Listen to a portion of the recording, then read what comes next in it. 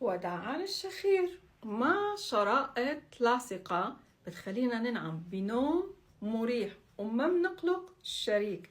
هذه الشرائط كتير بسيط استخدامها، خلونا نتعرف عليها. Let's go!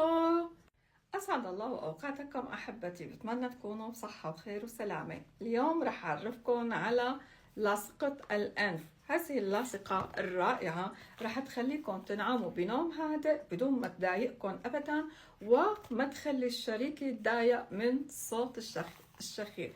هذه الشرائط البسيطة تعالج الشخير. العبوة فيها 120 مثل ما انكم شايفين، مغلفة كل قطعة بتغليف خاص فيها، وطريقة حطت للوثاقة بهذا الشكل. طيب شو بتعمل؟ اللي بتعمله بكل بساطة أحبتي أنه أول شيء بتخلي مرور الهواء بشكل متوازي ضمن الأنف وبيدخل إلى الفم، يعني نحن رح نصير نتنفس بطريقة صحيحة. والأشخاص اللي عندهم شخير ما بقى بيشخروا، الأشخاص اللي عندهم قريب وتسكيرة أنف رح تصير مفتوحة ويقدروا يتنفسوا منيح. أنا نشرت مقالة بمدونة ليالي الفرح، مدونتي، بدعيكم إنكم تشتركوا فيها لأنه كل يوم تقريبا في مقالة أو مقالتين حلوين. اليوم كانت إحدى المقالات كيف يتم التخلص من الشخير. في عنا مجموعة من الآليات هي أسباب الشخير، وسائل علاج الشخير بطرق طبيعية، وشرائط الأنف شرح عنها بشكل كافي ووافي، وبتقدروا تتسوقوا المنتجات من متجر أناقة أنثى. وكتير سؤال بيجي بيقولوا لي كيف نحن منوصل على مدونة ليالي الفرح. بكل بساطة بتدخلوا على جوجل تكتبوا مدونة ليالي الفرح ورح تظهر بأول رابط. حطيت ضمن متجر أناقة أنثى عدة منتجات وظيفتها هي تقليل الشخير، ومنها هذا المنتج البسيط أيضا يوضع في الأنف حتى يفتح فتحات الأنف ونحن نقدر نتنفس صح. هذا منتج آخر غير اللي أنا هلأ عم بستخدمه، هو المنتج شرائط أنا عم بستخدمه.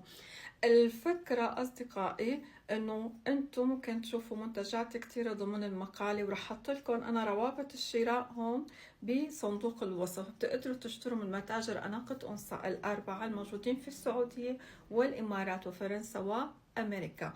أصدقائي الغوالي، إذا كنتوا بالدول اللي ما أنا موجودة فيها متاجر أناقة أنثى، بتقدروا أنتوا تطلبوها من أصدقائكم وبتوصلكم هذه المنتجات. متوفرة أيضا بعتقد بالصيدليات والمراكز، لكن أنا اخترت لكم هذه المنتجات وحطيت لكم إياها بالمتجر. وبنهاية الفيديو بتشكركم أحبتي، وما تنسونا من كومنت حلو ولايك وشير، وانطرونا الفيديو جديد. وداعا للشخير. موضوع مهم كتير، ولا أنا عم شيلها حسيت إنه بتوجع. الفكرة إنه نحن ممكن نعمل لها ترطيب جيدا حتى نحن نشيلها بدون ما نتوجع.